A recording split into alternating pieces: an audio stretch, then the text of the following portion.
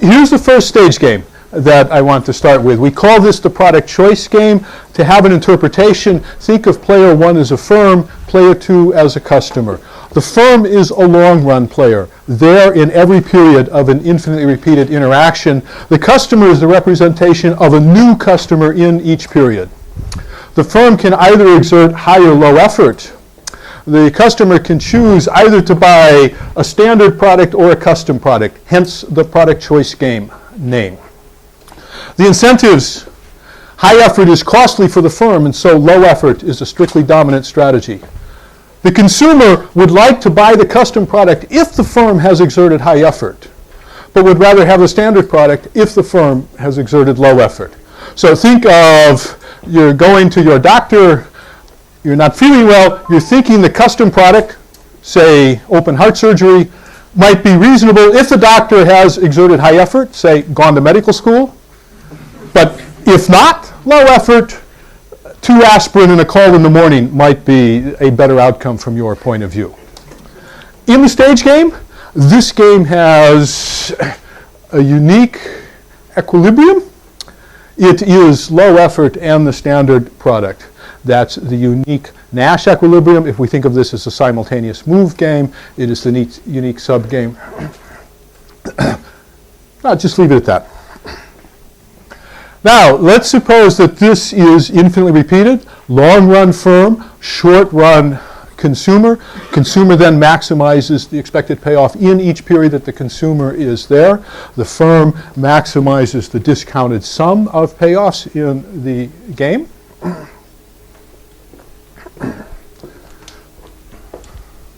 There is, again, a sub-game perfect equilibrium with low effort and the standard product in every period. That's just the observation that in a repeated game, it's always a sub-game perfect equilibrium to play a Nash equilibrium of the stage game in every period.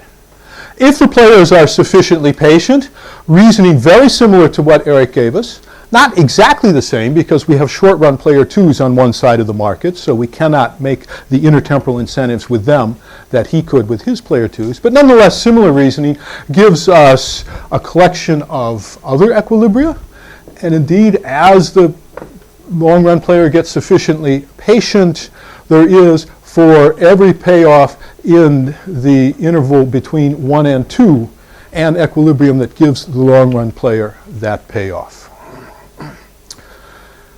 Payoffs in the repeated game that are close to 2, yes please, do please ask questions as we go along, yes. So going back to the previous one, why isn't it a subgame perfect equilibrium to choose H and C as long as the others do, and then to change to L and S? Or is it just, don't we consider the infinite horizon game? We do consider the infinite horizon game. If the long-run player is sufficiently patient, the strategies you just described are an equilibrium strategy, and that is consistent with, indeed might be part of the argument for the statement that every payoff in this interval can be supported as an equilibrium payoff in the repeated game with sufficiently patient players. Indeed, you have just described a strategy for getting that as an equilibrium payoff. Many people find that, in fact, a particularly intuitive equilibrium payoff. The sorts of arguments that you might offer are that the long-run player can develop a reputation. Here's where the reputation word first gets into this discussion. Might be able to develop a reputation for producing high quality by consistently doing so. Indeed, you might expect that if we had some other equilibrium as our candidate, some other equilibrium that gives the long-run player a payoff less than 2, the long-run player could respond by saying, essentially, let's forget about this equilibrium. Now, the long-run player can't just do that, but the long-run player might reason, I'll forget about my part of this equilibrium. I'll produce high quality in every period. And eventually the consumers will come to expect that I'll produce high quality. I will develop a reputation for high quality. And when I do that, the consumers will buy the custom product and I'll get a high payoff. And as long as I'm patient, that will be a nice investment for me. That will lead to a payoff in the repeated game very close to 2. minus public information. Absolutely. Now that might be attractive intuition. There's nothing in the structure of the repeated game that captures that intuition. The repeated game has a recursive structure to it. At the beginning of every period, the continuation game is a copy of the original game. No matter how many times the long-run player has chosen high effort or produced high quality, we'll use those interchangeably, the continuation game still has just the same set of equilibria as does the original game. And so there's nothing in the structure of the game that captures the idea that consistently playing high effort or consistently producing high quality could lead the consumers to expect that you would do so. It's that intuition that we would like to capture. The way we're going to do that is to add some incomplete information to the game. Before the beginning of the repeated game, then, we will assume that there is a draw of the type of the long-run player. This draw will be known to the long-run player, but not to the other player. So here's the first thing in the history of the game that is not publicly observed, the long-run player's type. We're going to have a particularly simple version of this. There are going to be two types of long-run player. The normal type, that is the type whose payoff matrix we saw just a few slides ago. In addition to that, I'm going to assume there is a type who is, depending on where you read, called a commitment type or a behavioral type, or somewhat more especially, a Stackelberg type. We'll see why in just a moment, who in this case invariably plays H. For this type of long-run player, there are no decisions to be made. This type of player always plays H. That's why we might call this player a commitment player or a behavioral player. The prior probability of the commitment type may be very small. In most applications, it is not required that this prior probability be small, but you are invited to think of it as very small. You're invited to think of this as being just a tiny bit of incomplete information, or a tiny departure from the original complete information game. And the point is that that tiny departure can have a profound effect on the equilibrium payoffs in this game. In this game, no matter what the prior probability of this Stackelberg type, if player one is sufficiently patient, then there are no Nash equilibria of the repeated game in which player one's payoff is close to 1. Now that's a very imprecise statement, even by the examples and special cases standards of this lecture, and so I'll make that somewhat more precise in a few slides. But contrast that to the case with complete information. With complete information, we know there is one equilibrium of the repeated game in which player one's payoff is exactly 1. That's the one that plays the Nash equilibrium of the stage game. Low quality standard product in every period. There are many other equilibria where player one's payoff is very close to 1. They're a little more complicated. Once we put in a little bit of information, player one's payoff is bounded away from 1. Indeed, we'll see in a moment that player one's payoff respects a lower bound that is very close to 2. Here's our first bit of intuition for that. Suppose we have this bit of incomplete information. Suppose we have a candidate equilibrium where player one's payoff is 1, or very close to 1. Look back at the stage game. What does it take for player 1 to get a payoff close to 1? Unfortunately, we must literally go back to look back at the stage game. For player 1 to get a payoff close to 1, it must be that a significant portion of the time the customer is choosing the standard product. Anytime the customer chooses the custom product, player 1 gets at least 2. So if player 1's payoff is going to be very close to 1, there has to be a lot of standard product going on here. When does the customer buy the standard product? It's a new customer every period. The customer's life is really easy. Comes into this game, asks, what do I think the firm's going to do? High or low effort? What's my best response to what I think the firm is going to do? Customer standard. And the answer is standard only if there is a sufficient probability on low effort from the firm. The chain then. If the firm's payoff is going to be close to 1, the customer must be often buying the standard product. If the customer is often buying the standard product, the customer's beliefs must often be that the firm is likely to choose low effort. Suppose you were a firm faced with such customers. And suppose now you thought, I'd like to develop a reputation for high quality. How will I do this? I'll always choose high quality. What are you going to have? A lot of surprise customers. Because many times these customers are buying the standard product because they're expecting you to be very likely to produce low effort, and what's coming up is high effort, high effort, high effort, high effort. A lot of surprise customers.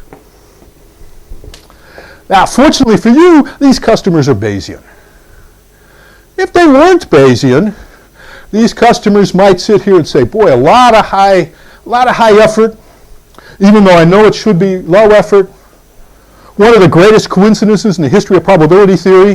That'd be bad for you. But these are Bayesians. Every time they expect you to produce low effort and you produce high effort, their response is, this is probably the commitment type I'm facing. Every time they think low effort is quite likely and high effort appears, the posterior that they put on the commitment pipe takes a jump. Now, it's like people used to say about a billion here and a billion there, and soon it adds up to real money. It's a jump here or a jump there, and soon it adds up to a real posterior. Enough of these periods, and the posterior on the commitment type has to be how high? It has to be high. How high? I don't know, high as you want, but high. High enough that these consumers will eventually choose the custom product.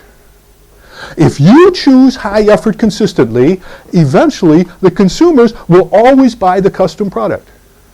Because every surprise pushes their posterior up. Once it gets high enough, the posterior perhaps drifts a little higher. That's not bad for you. High enough's good enough. You get the high effort custom product outcome. And what's the payoff from high effort custom product? It's 2. This is where we're going to get the lower bound on your payoff. You are, for many, many periods, indeed for all but a finite number of initial periods, you're going to get a payoff very close to 2. Now, the only possible detail you might wonder about here, as I said, but for all but a finite number of initial periods, you have to make the investment to build up this reputation. You have to be choosing high effort, maybe in the beginning, when these customers are still skeptical about you, are still buying the standard product, still giving you a payoff of 0. And what do you do about that? Discounting to the rescue. You're patient. If you're really patient, who cares about a finite number of initial periods? Just discount those into oblivion and you're set. Yes, please. Why isn't it apparent in one step? You are either a high quality or low quality provider. And the first time you provide high quality, that's the type. It may be, but it may not be. The commitment type must choose high quality. The normal type may choose either high or low quality. Whether the updating occurs in one step, whether it's apparent in one step as you put it, depends upon the candidate equilibrium strategies. If it's a pure strategy equilibrium, and you as the normal type have as your pure strategy to produce L, then you're right, it is apparent in one step. You're a very lucky firm in that respect, because in one period, you push the posterior that you're the commitment type to 1, and then you're in great shape. But we don't know very much about the structure of this equilibrium. We want a result that applies to every equilibrium. And we may be facing someone who has devised a devilish equilibrium where you mix, you the normal type, between high and low in lots of periods. And then we cannot get it high enough in just one period. Other questions? Yeah, Ron. Is the claim on the third bullet point just that there is, you're showing us a deviate from some strategy that would guarantee that the payoff is going to be bounded away from 1, because if you think that if the consumer thinks that you're likely to produce high, then you possibly deviate low. So I am not describing an equilibrium strategy for you. I'm giving you an argument that there is a lower bound on player 1's payoff. So far, I have only said that that lower bound is not close to 1. We'll soon turn that into close to 2, but we're still constructing a bound. And our argument for constructing that bound is to set up a candidate equilibrium and then to ask about a feasible course of action for the long-run player. We show that that feasible course of action assures the long-run player a lower bound on the payoff, no matter what the candidate equilibrium is. That's sufficient to tell us every equilibrium must respect that bound. Does not tell us what the equilibrium strategies are. We know very little about what the equilibrium strategies are in games of incomplete information. Lots of theses or papers to be written on that. But we know a lot about the bounds. All right, anything else? Just note that we could tell, at least in theory, the very same if my commitment is that I do in every second turn the high and the others in low, and in this case I get equivalent. So let me rephrase that question. What if there are different commitment types than the Stackelberg type? We'll come to that. No question here, though, that I chose a very nice commitment type.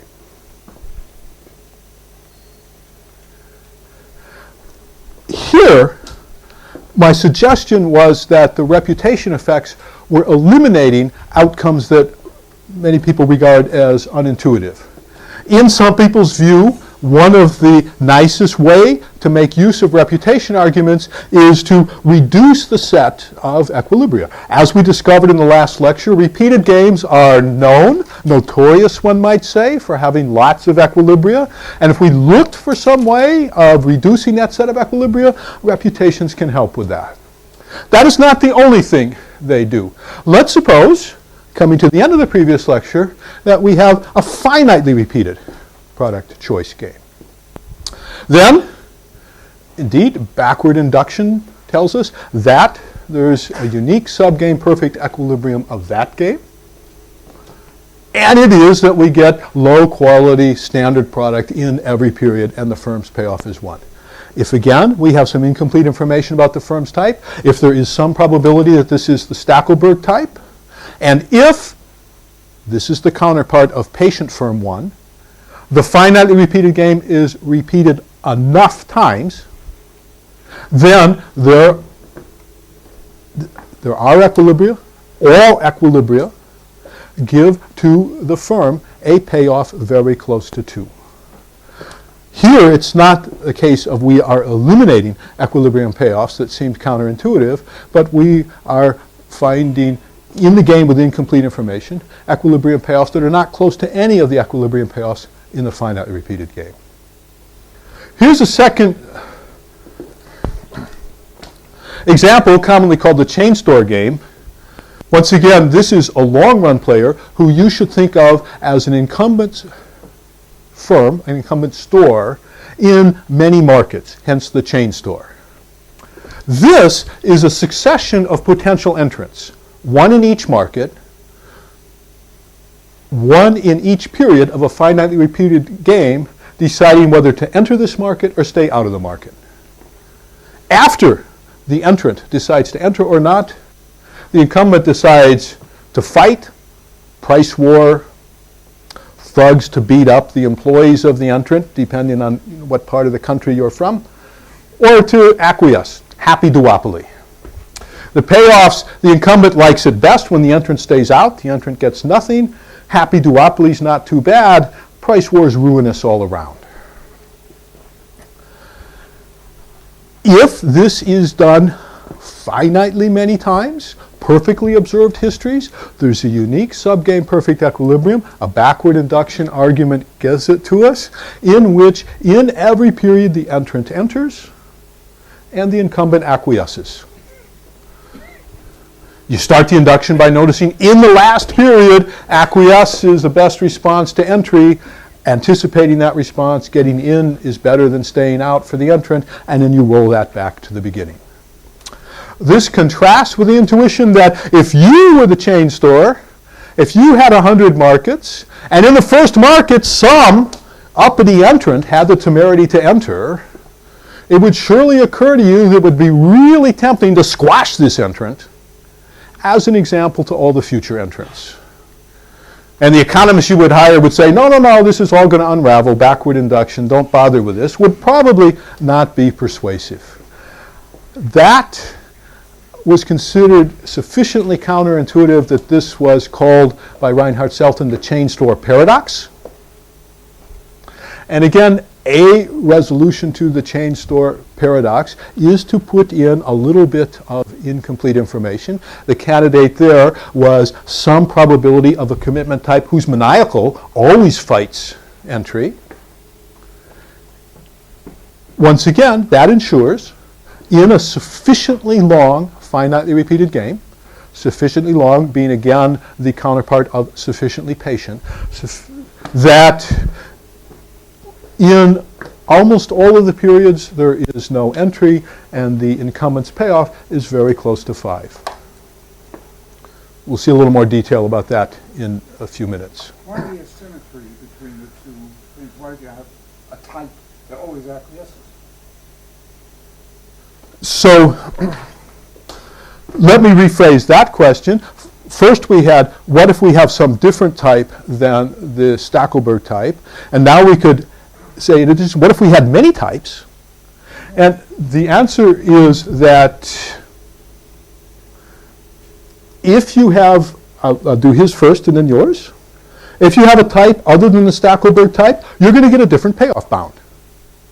No matter what type you put in there, the incumbent can, if the incumbent desires, build a reputation for acting like that type. Some types the incumbent will have no interest in acting like.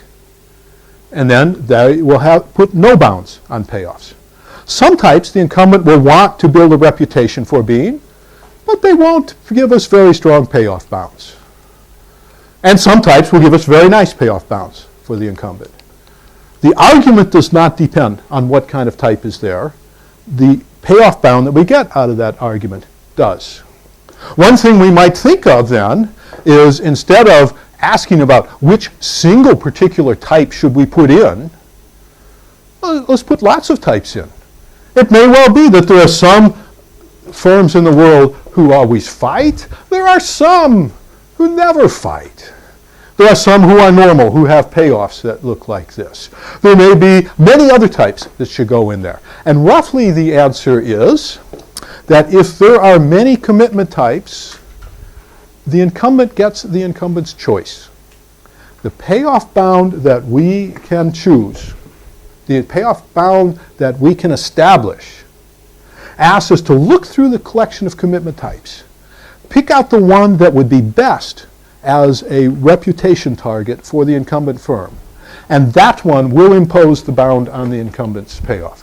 So putting in the acquiesce one here will not change that bound. As we tinker with the prior probability over the types, we may change the amount of patience that's required. We may change the length of time that is required in the finitely repeated game. Our results are always of the form, for a sufficiently patient firm, for a sufficiently long finitely repeated game. Changing the details of the prior can affect the content of those qualifications. Changing the support of the prior can affect the bound. Here's a final one. So far, we have assumed that everything is perfectly monitored. Each period, all the actions of the previous players are observed. That may not be the case. Let's suppose that the customers in the product choice game can only imperfectly monitor the firm's choice. What I mean by that is that the customers receive a signal. This signal may include their payoff. It may include other information that they get in each period. That gives them some idea of what effort level the firm took, but does not precisely identify that effort level. It might be that sometimes the heart surgery turns out well, even if the doctor didn't pay attention in medical school. And it might be that sometimes the aspirin work or don't work. In that case, when we look at the complete information, okay, complete information means no uncertainty about the type of the incumbent. Distinguish that from perfect monitoring, which means no uncertainty about past actions. We're talking now about a complete information game. You know this is a normal incumbent, but you cannot perfectly monitor this incumbent's actions. Then, when we look at the infinitely repeated payoffs for the product choice game, the incumbent's payoff is bounded below 2. Now, last, we must again go back to see the product choice game. We sketched an equilibrium that gives us a payoff 2 for the perfect monitoring product choice game. We stated the result that any payoff between 1 and 2 can be achieved in the perfect monitoring product choice game. In the imperfect monitoring case, the incumbent's payoff is bounded below 2. How far below 2 depends on how noisy is the imperfect monitoring. The less precise is the information the customer gets in each period, the further below 2 is this bound. If the monitoring is sufficiently noisy, the only equilibrium payoff for the firm in the infinitely repeated product choice game is 1. No matter how patient, if the monitoring is sufficiently noisy, patience is of no avail in the perfect information product choice game. However, put in a little bit of incomplete information. Again, a small probability of the Stackelberg type. And once again, there are payoffs for the incumbent that are above 1. And once again, there is a lower bound on the incumbent's payoff that is above 1. In this case, the set of equilibrium payoffs with and without the incomplete information for the normal form are disjoint. When we looked at the perfect monitoring game, the reputation arguments threw out a lot of equilibrium payoffs, but those that they kept were original equilibrium payoffs. Here, we have, without the incomplete information, an upper bound on payoffs that lies below the lower bound with incomplete information.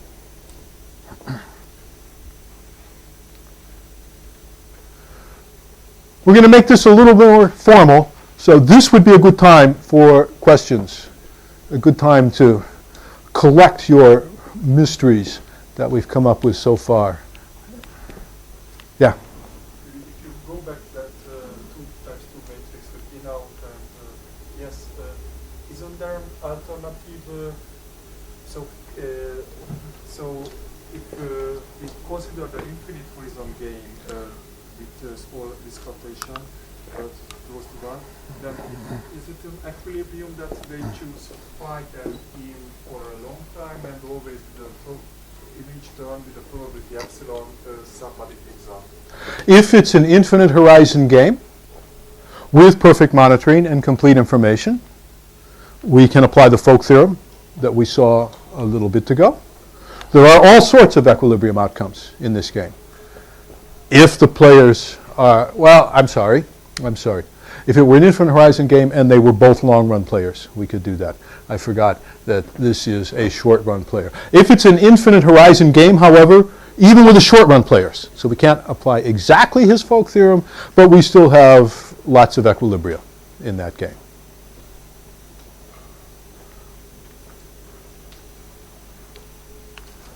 All right, anything else?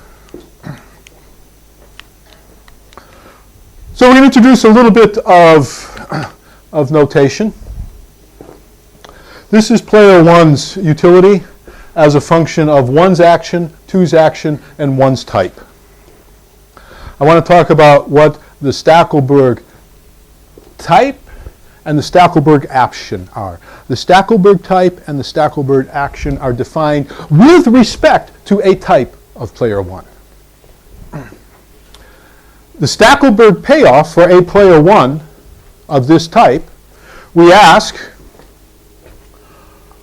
what is the largest payoff this type can get by choosing from amongst their pure strategies, under the assumption that the short run player will choose a best response to the action chosen by the long run player, but will choose the worst best response if there happen to be more than one.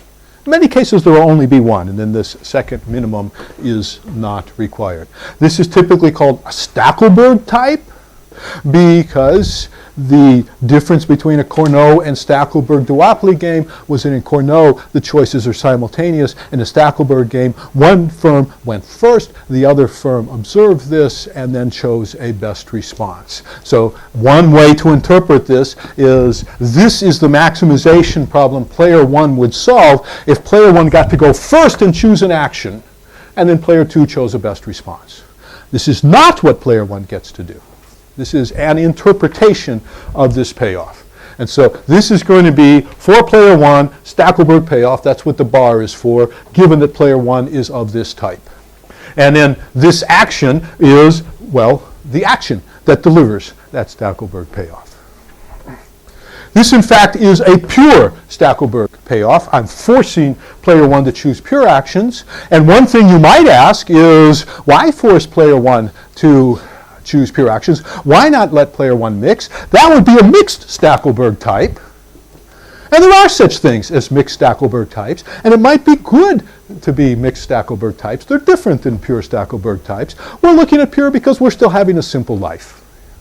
So pure Stackelberg type, pure Stackelberg action. If we look at our familiar games, in the product choice game, the pure Stackelberg type is to choose high. Because if you do that, player 2 chooses the custom product, assuming that's a C there. Archaeological evidence of the evolution of the product choice game. Because that gives a payoff of 2 instead of 1. And in the chain store game, the Stackelberg action is to fight, because then the potential entrance stays out. So these are going to be types and actions that we're particularly interested in. Be good to make sure we understand them. Anybody not happy, or at least not clear with my Stackelberg type and action? You're on the verge of a question. Yes? So why there exists mixed Stackelberg type? I can't. Why do there exist mixed Stackelberg types? Look at the product choice game. You're the firm. You would like the consumer to choose this custom product. Now, how can you do that? If you are restricted to pure actions, you have to choose high effort. But choosing high effort is a wastefully expensive way to get this person to choose the custom product. A better way to get this person to choose the custom product would be to mix 2/3 on high effort, 1/3 on low effort. That's better for you because you don't have to so often pay the cost of effort. And that's still good enough to get this person to choose the custom product. Better than that, go 9/16 on high and 7/16 on low. Go half plus epsilon on high and half on low, half minus epsilon on low. That would be the thing you would really like to do if you were designing a Stackelberg type for this person. I have no idea what it means to say what is the optimal Stackelberg type. You might ask, if I were to allow mixtures here, what would the solution to this maximization problem be? The answer is it wouldn't exist because you have an open set problem. You'd like to be something like half plus epsilon for arbitrarily small epsilon. We know those kinds of maximization problems are tough. It would be easy to solve that problem. The reason we're going to have pure Stackelberg types, the reason that makes our life easy is because that makes the monitoring particularly easy.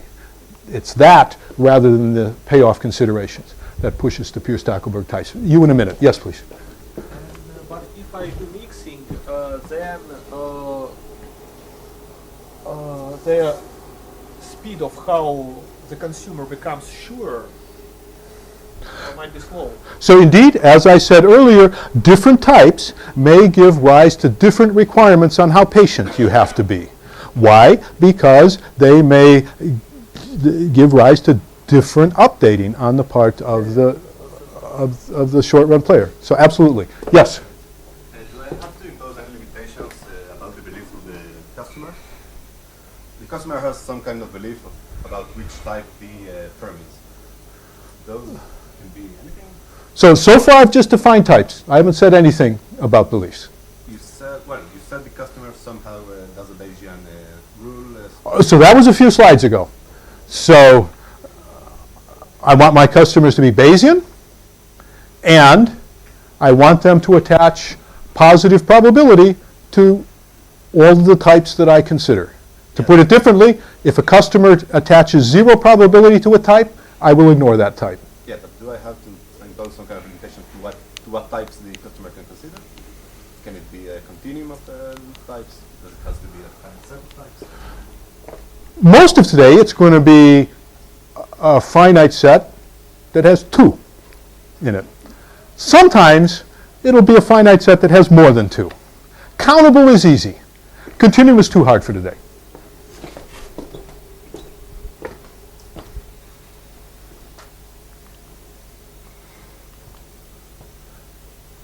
Here is a result. It's a special case because we have some pretty strong assumptions in here. This is no longer a statement about the product choice game or the chain store game, finite stage game. Any finite stage game that you would like. In fact, what I really need is player 2's action set to be finite.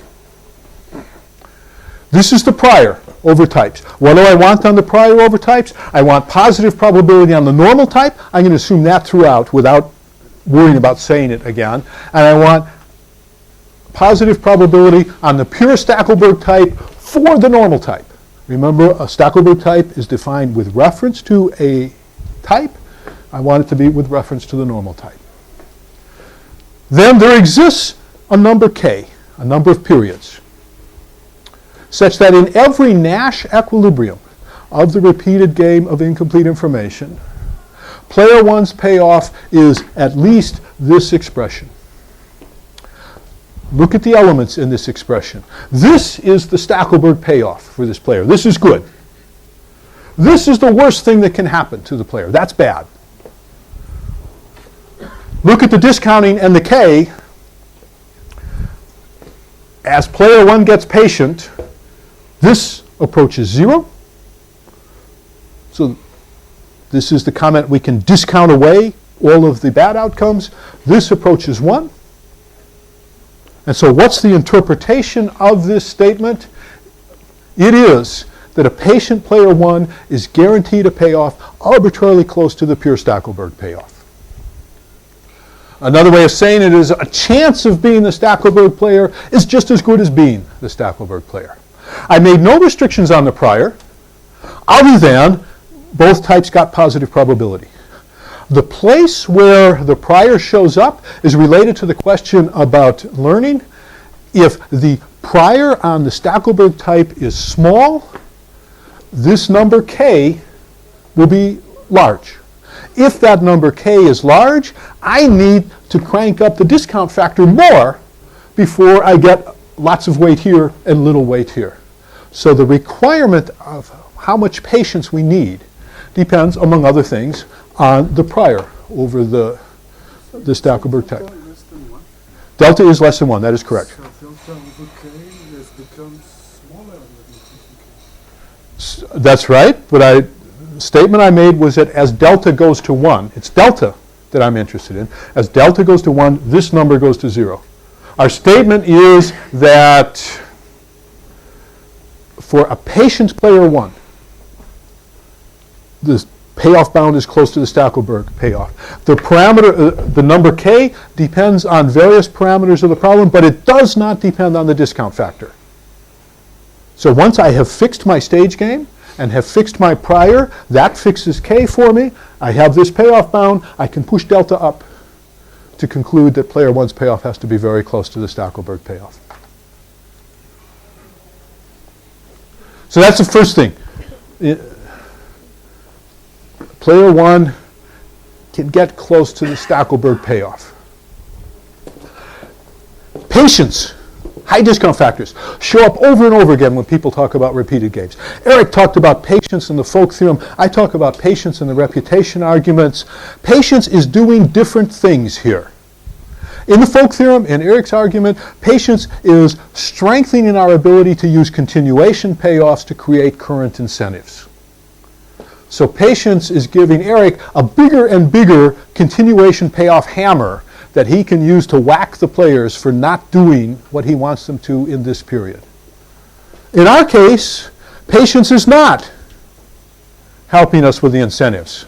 In fact, we have pretty much no idea what the incentives are in this game. We're not constructing equilibrium. What the patience is doing is reducing the cost of the reputation building. The patience is killing in the payoff summation these early periods where the reputation may be costly for the firm.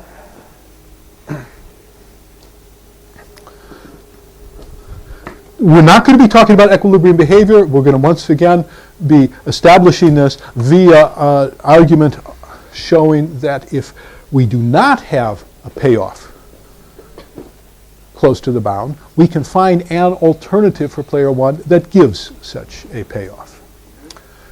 Yeah? Started with considering the case where there were a sequence of short run players. Still doing that. Still doing that. But what, to me, where does it come in? I mean, supposedly, does it really matter? Can you hold that for a few slides? There was...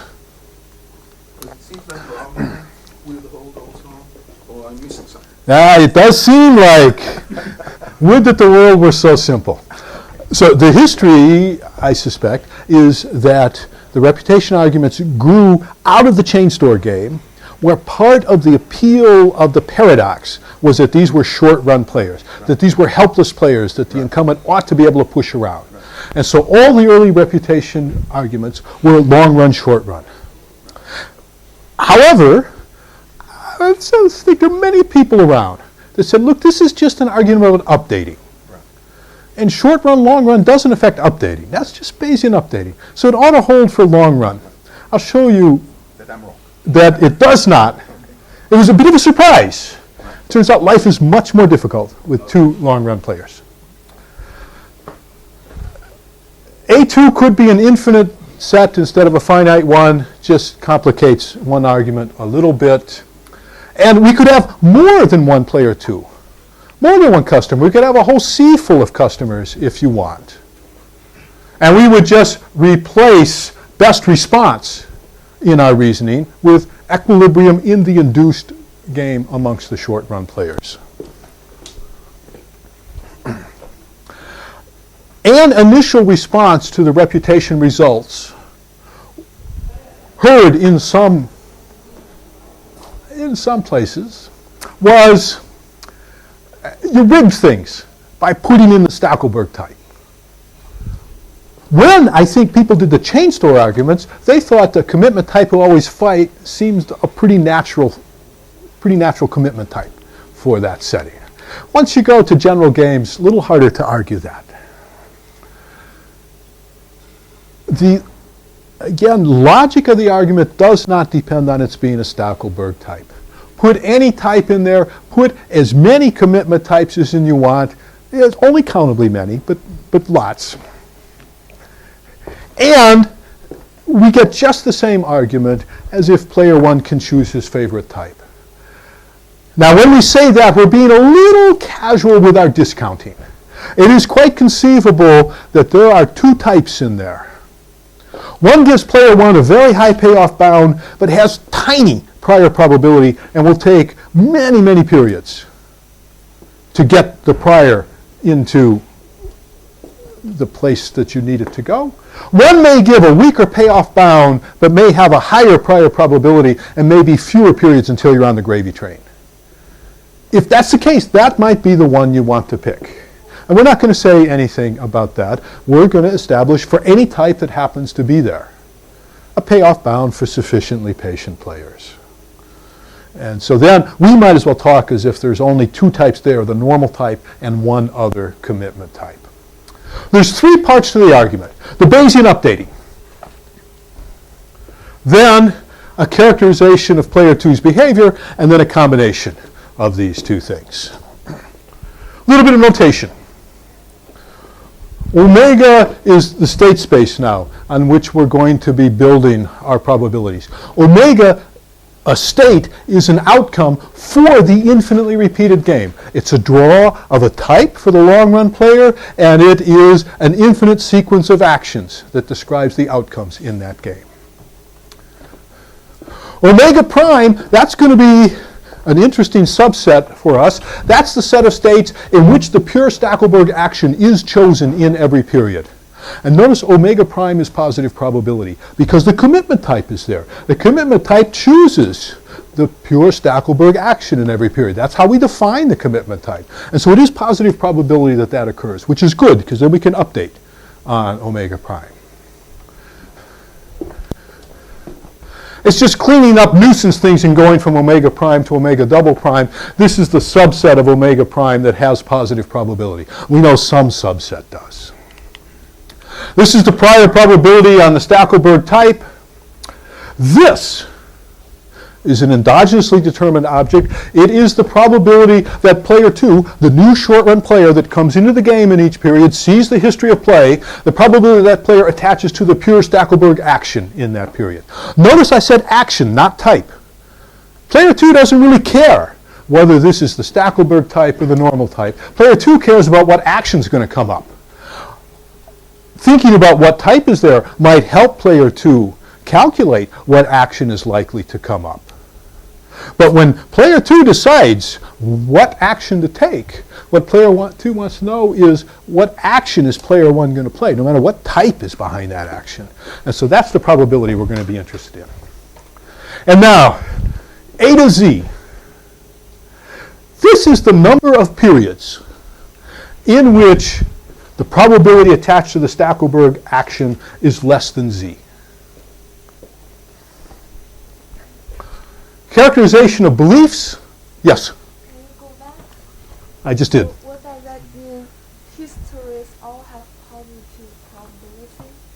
A history has positive probability if, under the measure induced on the game by nature's draw of type and the equilibrium strategies of the players, the history arises with positive probability.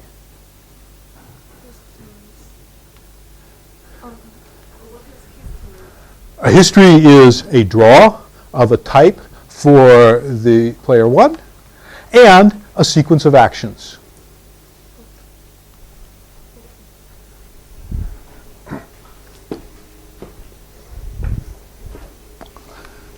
This is a wonderful lemma.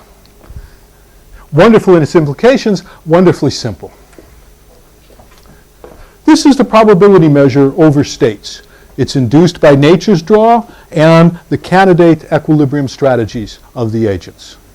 So we want to show that any Nash equilibrium gives player two a payoff at least as high as the formula I have on the board. Fix a Nash equilibrium, your favorite one, any one. That induces a measure over states. Condition on the set of states omega prime. What was omega prime? Omega prime is the set of states in which the pure Stackelberg action comes up in every period. Why are we interested in that? Consistent with the intuition we looked at before, we're going to be interested in asking what happens if player one always plays the pure Stackelberg action in every period. This is the normal player one. What if the normal player one considers the possibility of acting like the commitment player one in every period? That is going to give us an outcome that lies in this set. And it's a positive probability set, so I can condition on it and still be Bayesian. Now I ask, how many periods? does the probability that the short run player attaches to the pure Stackelberg action remain small? Well, I don't know. That's an endogenous object. That's a random variable. This tells us it cannot be very big. In particular, this tells us that if the normal type plays the pure Stackelberg action in every period, then the probability that the number of periods in which the short run player attaches smaller than z probability to the pure Stackelberg actions is greater than this is 0. This is just a number. We'll talk about what number it is in a moment, but this is just a number. This number gives us an upper bound on the number of periods in which the player 2, the short run player 2, can attach less than z probability to the pure Stackelberg action. Okay, so under the interim interpretation of this is just a number, are you clear on what that means or fuzzy on what that means? So this is for any equilibrium. Any equilibrium, that is correct.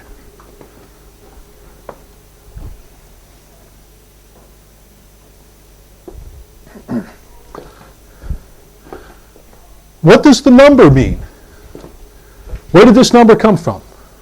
It depends on two things: the probability bound that we want and the prior of the pure Stackelberg type. The smaller is the pure Stackelberg type, the larger is this number going to be. If the prior probability of the pure Stackelberg type is very, very, very small, there may be many, many periods in which the short run players think unlikely that I'll see the pure Stackelberg action. This is the payoff bound we're talking about. If that payoff bound is very high, again, this number is going to be large. If we are asking in how many periods is the probability attached to the pure Stackelberg action less than 0.9999, put in as many nines as you want. This is, again, going to be a large number. But whatever it is, it's some number.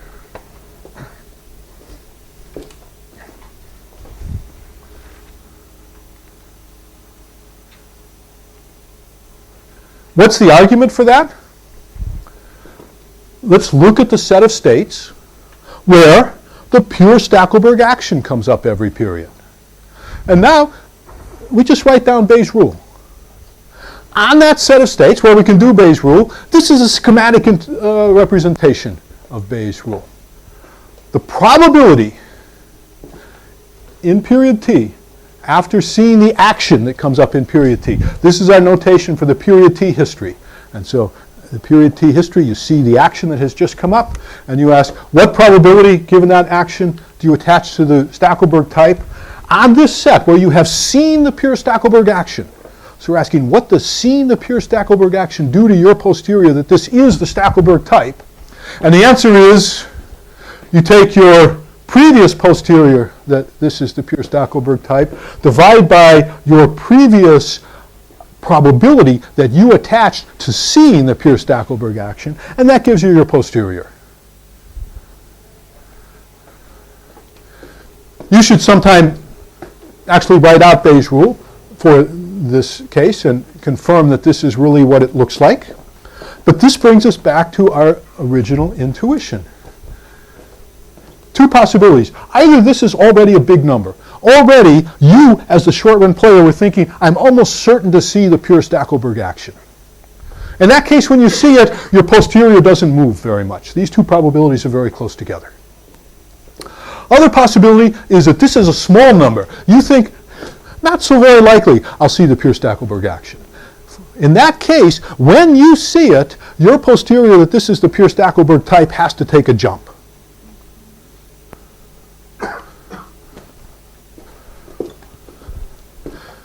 That tells us, pick any boundary for this number. Half, 3/4, 0.999 with lots of nines, any boundary you want. This imposes a limit to the number of periods that your belief can stay below that boundary. Why? Every time your belief is below that boundary, the posterior on the commitment type takes a jump upward. Eventually, that belief is going to have to cross this boundary if you try to keep this probability low. And then you're stuck. Then you must attach higher probability than this to the Stackelberg action because you're already attaching that higher probability to the Stackelberg type. The Stackelberg type's posterior probability may never get that high because you may think it's likely the normal type plays the commitment action. You may think this number is large even though the probability of the Stackelberg type is small. That's fine. We're not saying anything here about your posterior on the Stackelberg type. That's a tool to prove that your posterior about the Stackelberg action must grow large.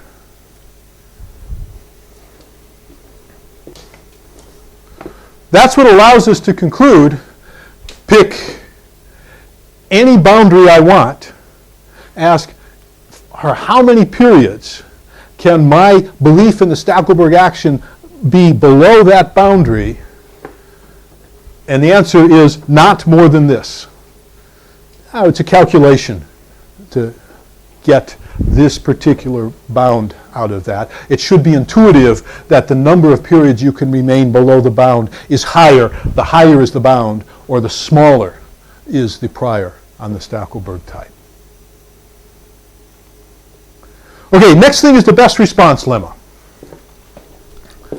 And that says this: there is some probability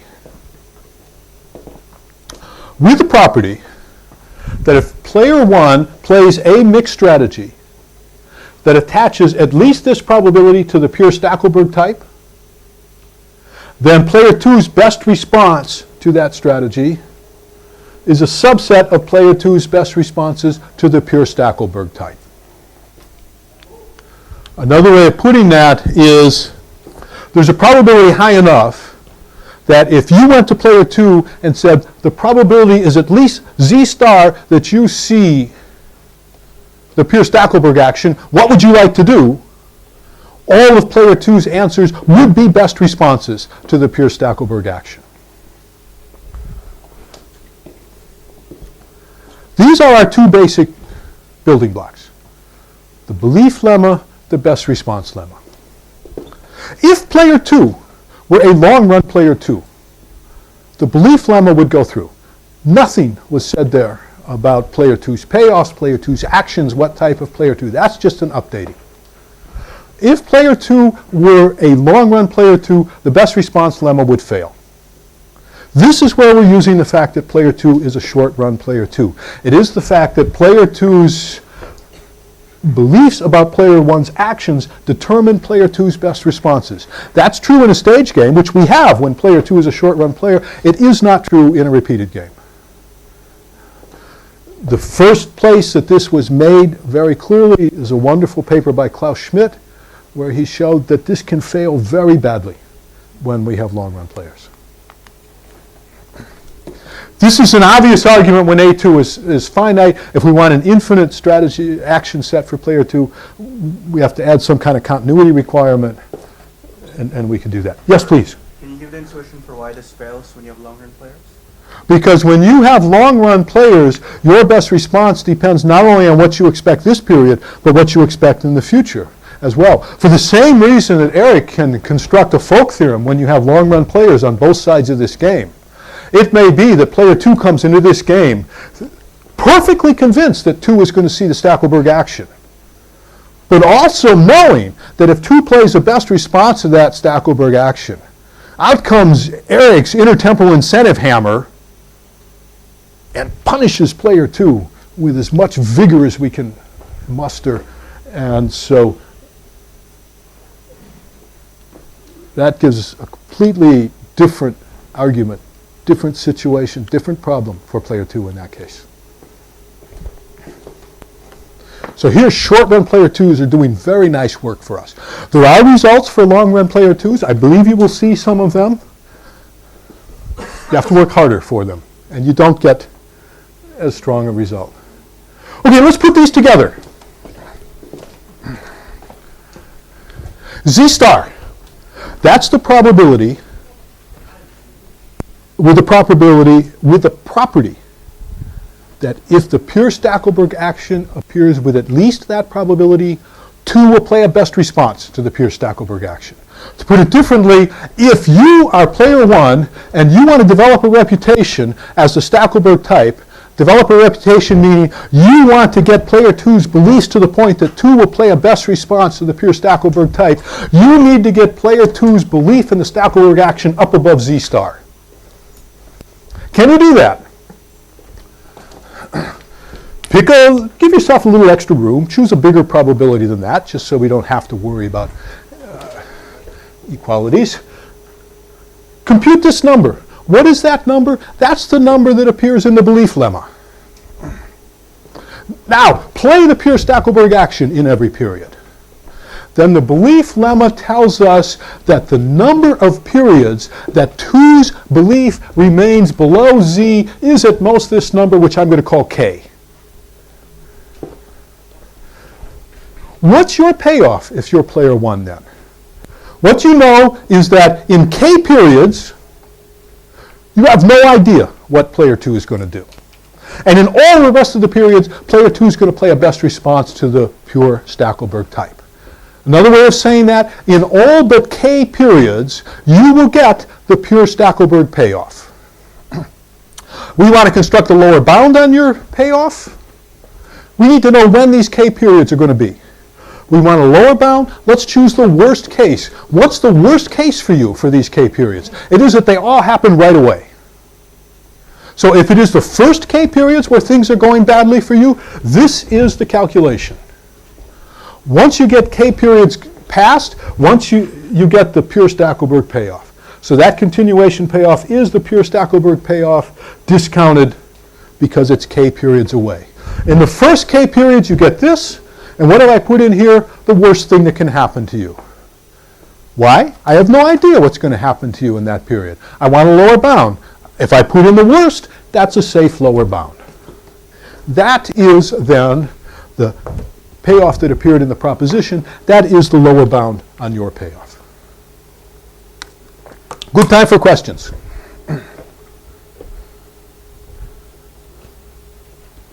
Yes, please. I'm wondering in what sense we have solved the chain store paradox. So in the chain store example, I thought the intuition would be the chain store wants to build a reputation for fighting, and the entrant understands that the chain store is building a reputation for fighting, and then so all parties understand that there's a reputation argument. But here, player 1 is building a reputation, but player 2, there's nothing. He's not thinking, oh, player 1 is building a reputation here, so I'm not going to enter. Here, player 2 is not entering for different reasons. Respond to that in 2 parts. First, the not entering for different reasons. This I disagree with. Both here and in the chain store case, the players are going to be playing best responses to their beliefs. This player, in every period, computes the posterior under the candidate equilibrium strategies on the mix over actions for player 1 and plays a best response. In the chain store game, in every period, the entrant is going to compute an expectation over the actions of the incumbent and play a best response. In that sense, their reasoning is identical. Second part, have we explained the chain store game? So let's look at the chain store game. The key difference is the chain store is finitely repeated. So that's where we're going to have to look at this. The preceding kind of argument that for the first K periods we have no control over what's going to happen, and after that we know we have the pure Stackelberg payoff, we're going to have to be a little bit careful about that in a finitely repeated game. We're going to get around that by making the game long, but we will have to be a little more careful with that. In the stage game, unique subgame perfect equilibrium. Entrant gets in, the incumbent acquiesces. Again, the initial intuition was that if we had a finitely repeated game, in early periods, if entry occurred, the incumbent would fight to develop a reputation. We also know in the finitely repeated game that does not work. There's a unique subgame perfect equilibrium, entry and acquiescence in every period. That's the chain store paradox. Similarly, in the finitely repeated prisoner's dilemma, as Eric noted, there's a unique subgame perfect equilibrium with defection in every period. He gave the argument. In fact, it's a little stronger than that. In the finitely repeated prisoner's dilemma, there's a unique Nash equilibrium in which the players defect in every period.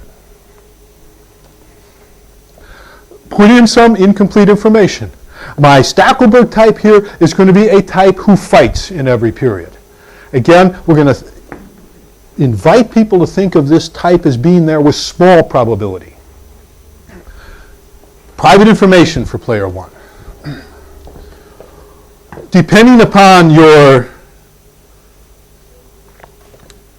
taste for these things, you can interpret this literally as a commitment type who has no other alternative but to fight in every period, or you can interpret this as a type who has different payoffs that make it a dominant strategy to fight in every period.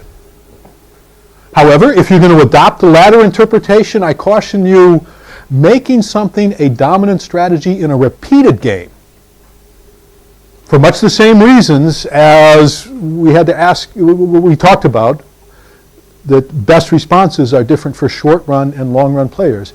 Making something a dominant strategy in a repeated game takes very strong payoff conditions. Strong enough that it's maybe not so much different than just making this a type who just has to fight in every period.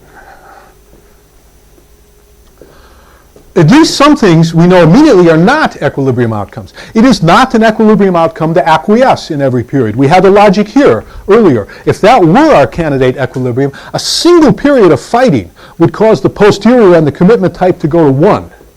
And that's a huge payoff, because then you have entry deterred for the entire rest of this game.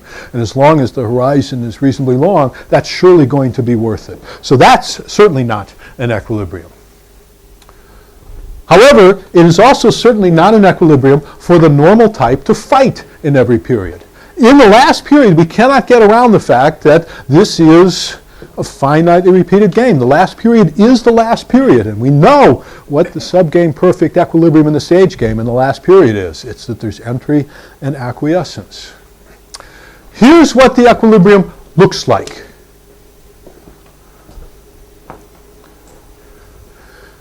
We divide the time interval up into stages. There's an initial phase in which fight and out is played. So I am now making a somewhat different argument. Before I was describing a lower bound on payoffs in every Nash equilibrium. Now I'm constructing an equilibrium for you. Fight and out is played. What is observed when these players see fight and out? What is observed is simply out. The entrant did not enter. In this initial phase, there is no information learned about the incumbent's strategy and no updating going on. Why do the entrants stay out? Because they believe that if they entered, fight would occur. Why would they believe that? Because they believe the normal type would indeed fight, and that is the equilibrium prescription. In this initial phase, the payoff from fighting is high enough that it makes sense for the normal fight to do it. Why? We turn this logic around. The equilibrium hypothesis is that the normal type fights. What happens if entry occurs and the normal type acquiesces? Doesn't take a very complicated Bayesian computation for this one. Only the normal type can acquiesce. If entry occurs and the normal type acquiesces, the gig's up for the rest of the game. We know this is the normal type now. Now we're in a complete information continuation game. We know what the equilibrium of that is. It's entry and acquiescence forever. There's an initial phase in which fight and out occurs and the belief just sits there. There's a last stage. We know what happens in the last stage of this game? The normal type acquiesces. We have to connect these two. These are connected by an intermediate phase where behavior is mixed. In this, wrapping it together with the final period, in this terminal phase, in each period, the entrant mixes between getting in and out. If the entrant chooses out, we don't observe anything. The prior remains unchanged. Should the entrant enter, the incumbent mixes between acquiescing and fighting. Acquiesce, the incumbent's type is revealed. We know how continuation play goes. Entry and acquiescence in every period. If the incumbent fights, posterior, the incumbent is a commitment type, takes a jump upward. The probabilities are chosen here to maintain the indifferences that we need to make these mixed actions go. And this phase is chosen so that in the absence of an acquiescence, the posterior on the incumbent's type, on the incumbent being the commitment type, is climbing, climbing, climbing, so that in the last period, the incumbent is still willing to mix between staying in and out, knowing that in the last period, the normal type will surely acquiesce if there is entry, because by then, the posterior on the incumbent being the commitment type has been built up to the stage where the entrant is still indifferent between getting in and out.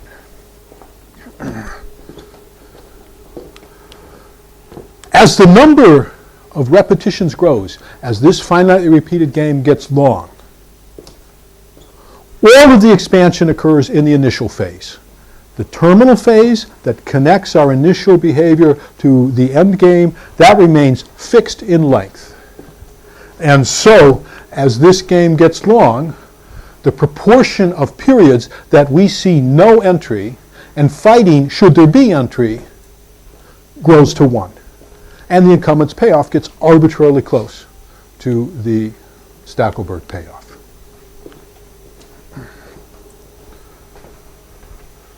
Questions on the chain store game? Ron, you look anxious, please. So, as a property of this, you're saying that the posterior is equal to the prior for most of the game as this comes along. What about the infinite horizon game? Do we have a similar property that we can deduce from the payoffs? In the infinite horizon game, we have lots of equilibria. We can construct equilibria with that property. We can construct equilibria where the prior sits forever. Not hard to think of what they are. No one ever enters.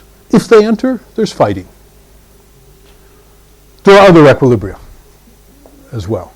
So despite the lower bound on payoffs and the incomplete information infinite horizon game, it's difficult to give a lower bound on, say, the number of periods in which the posterior is something of that sort. We know very little on the posterior about types. That is correct. We know a lot about the posterior on actions, little about the posterior on types. Just as we know little about equilibrium behavior in infinitely repeated games of incomplete information. A lot about payoffs, but little about behavior. I thought that was actually related to the previous point, which is the logic of the deterrence that's the, so are you deterring him because he thinks that you're going to act in this way, or because he thinks you're just a crazy guy? So that's why I was confused. And I do not see that as different logic. Even in the original argument, we don't know whether the person is having the probability attached to the Stackelberg action climb because the probability attaches to the type climbs, or whether the probability attached to the action climbs. We have a bound on the probability attached to the action, and how we stay within that bound, we know little about. Yes, please. Maybe I don't completely understand. So in the terminal period, it's possible that player 2 in and player 1 didn't fight. If player 1 is the commitment type, not if player 1 is the normal type. If player 1 is a normal type, it's possible that he didn't fight because he mixed. In the final period, In the terminal period. or the terminal, let's call it terminal periods, put a plural on that. In the terminal phase, in every period of the terminal phase, if entry occurs, the normal incumbent mixes between acquiescing and fighting. So if he didn't fight, then player 2 knows that he is normal. Absolutely. So the In the final period, why player 2 mix? if there is ever an acquiescence on the part of the normal incumbent, then we know how the rest of the continuation game goes. It is enter, acquiesce in every period. This is a description of the path conditional on having no acquiescence. Because that's the only path that requires any calculation. Yes? Can I try to ask the same question I asked in a different way? So You may get the same answer. yeah, probably. So if you ask player 2, his behavior has nothing to do with reputation. Is that right? Like he's not acting in any way because. So I don't know what player 2 would say if I asked him. I don't know what it means to say his behavior has nothing to do with reputation. What would be a precise characterization of player 2's behavior is that player 2 updates his belief according to Bayes' rule and plays a best response to those beliefs. I will say, it is common to say that we have a reputation effect or a reputation bound if the presence of the commitment type imposes a lower bound on the payoff of the long run player. The proposition we have just given gives us such a lower bound. The chain store game exhibits such a lower bound. And so I'm happy to say in both of these games we have reputation effects or we have reputation building. Can I ask you a question? If the short run player is attaching positive probability to the normal type fighting, then isn't that a reputation argument? What, the only reason the normal type would ever fight is to establish a reputation. So I think it has to be a reputation. I do think Can you have the same effect without incomplete information? You could have the same equilibrium, right? no, without incomplete information, the finitely repeated game has a unique equilibrium. Both of the results we have looked at, you cannot get without the incomplete information. In the finitely repeated case, you cannot get these equilibria without reputation. In the infinitely repeated case, you cannot get these bounds without the incomplete information. Yes? And can I look on this incomplete information story as some way of refining a subgame perfect equilibrium? Some people would, I would not. I would not describe it as a way of refining equilibrium because you have changed the game. Well, with the perfect hand equilibrium, you also change the game in some sense. I would suggest not. In trembling hand equilibrium, you restrict attention to a subset of the Nash equilibria or subgame perfect equilibria of the same game for which you calculate the trembling hand equilibrium. It is true that you talk about perturbed games to decide which equilibria to restrict attention to, but the equilibria that you have are equilibria of the same game. That is not the case here. I started with a game without incomplete information. I studied a game that some people would describe as a nearby game, but nonetheless a different game with incomplete information. And so I would not describe it as an equilibrium refinement. Just to continue. So is it sometimes possible that in this game, with incomplete information, you have an equilibrium that has nothing to do with complete information game? Yes, for example, in the finitely repeated chain store game, that is the case. In the infinitely repeated, imperfect monitoring product choice game, I mentioned that with complete information, the long run player's payoff is bounded below 2. In some cases, is bounded above by 1. With incomplete information, we have a lower bound on player 2's payoff that is close to 2. So the sets of equilibrium payoffs of the complete and incomplete informations games do not intersect in that case. So yes, we do have such equilibrium.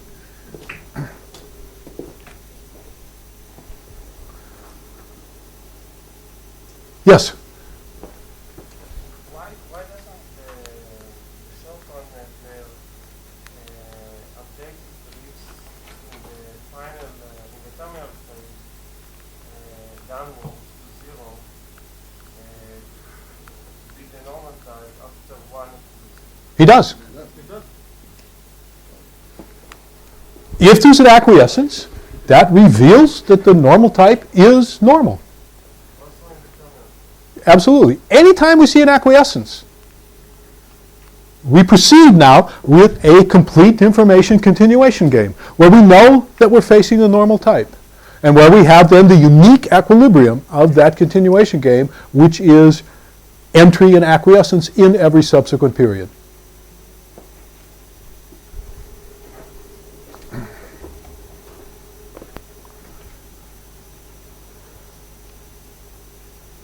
Okay.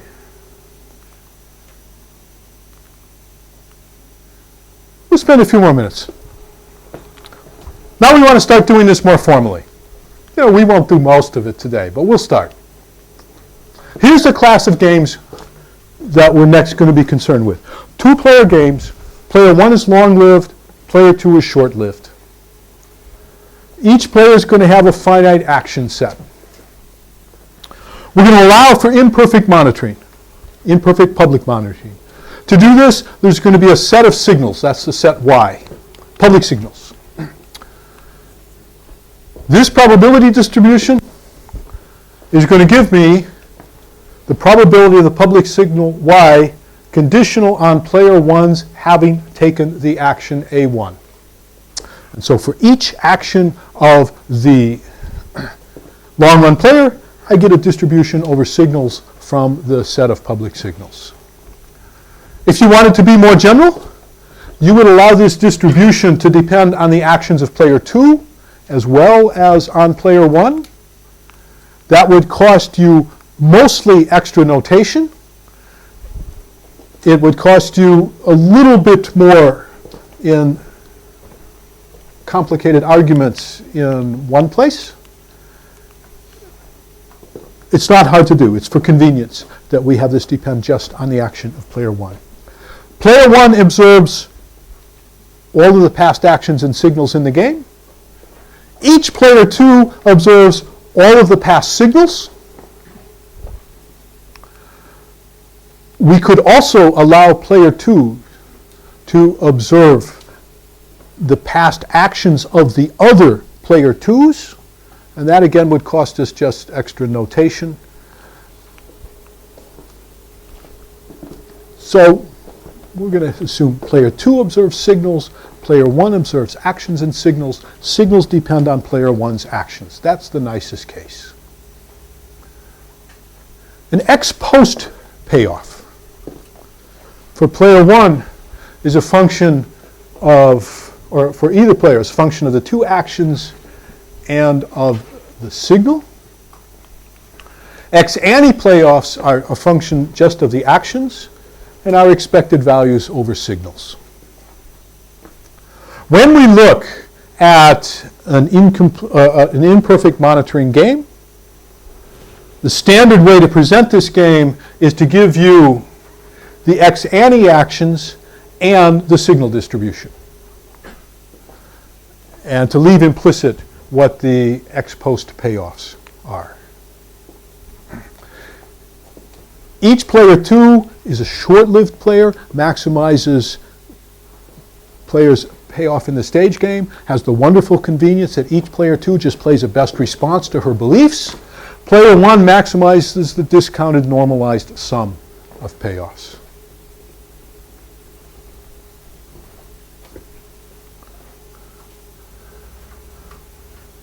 Strategy for player 1 maps from histories, records of actions and signals, into possibly mixed actions. Strategy for player 2 maps from histories, this time sequences of signals, into possibly mixtures over actions.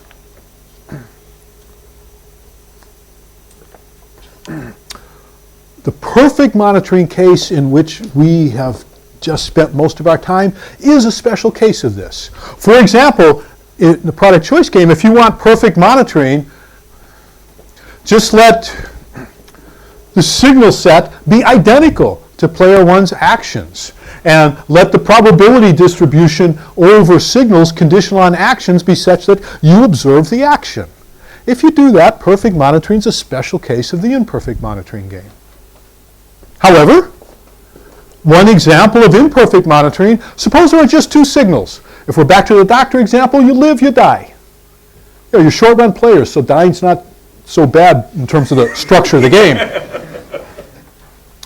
And it might be probability of the good outcome given effort. Well, that might be higher than the probability of the good outcome giving low effort. And so there's an imperfect monitoring version of the product choice game. And true to form, we would typically present the product choice game by giving you the same numbers that I had in the matrix earlier in the game. Those now would be the ex-ante payoffs. I've just given you the monitoring structure. And from that, we would typically leave it implicit, leave it for you to work out what the ex-post payoffs are, because those are typically not going to be the things that we're so interested in working with. That's the complete information game. Questions on the complete information game? Because George will expect you to know all of this tomorrow morning. Incomplete information game. Now we allow maybe more than one or two types, but either a finite or accountable set of types. And player one's type is drawn from this set according to a prior belief that player two has. The set of types we're going to divide into two categories. Payoff types. These are people who have payoffs and choose actions to maximize their payoffs. One person we know is in here is the normal type. Oftentimes the normal type's the only one that's in there, but you could have more in there if you wanted to. And so if we wanted to be really careful with our notation, we put another element in the utility function there, being the type of the player. Oftentimes, because the normal type's going to be the only type with payoffs who's doing any maximization, we just leave that out. And commitment types, behavioral types. Now, we don't want to use this word Stackelberg type because that was a particular kind of commitment type. Commitment types, behavioral types, these are people who, so far, all the ones we have seen, take the same action in every period. In fact, the ones we've seen so far seem to take the same pure action in every period. We'll call these pure simple types. Simple, because it's the same in every period. Pure, because it's the pure action. We can have more complicated commitment types. We can have commitment types that are committed to all sorts of bizarre repeated game strategies. Typically, we will not do that. We will just have simple ones because in repeated games with long-run and short-run players, anything you can do with any kind of commitment type, you can do with a simple commitment type.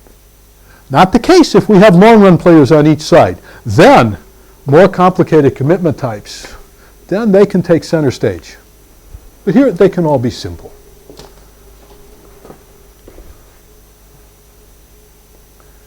This is just another way of saying now a behavior strategy depends on type. And an outcome for a game is a draw of a type, actions, signals.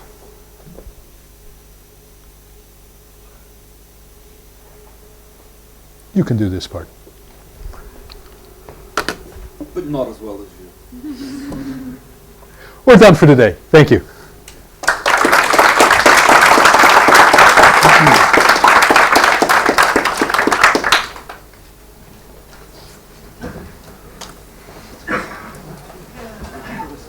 Good job. You got further than I expected.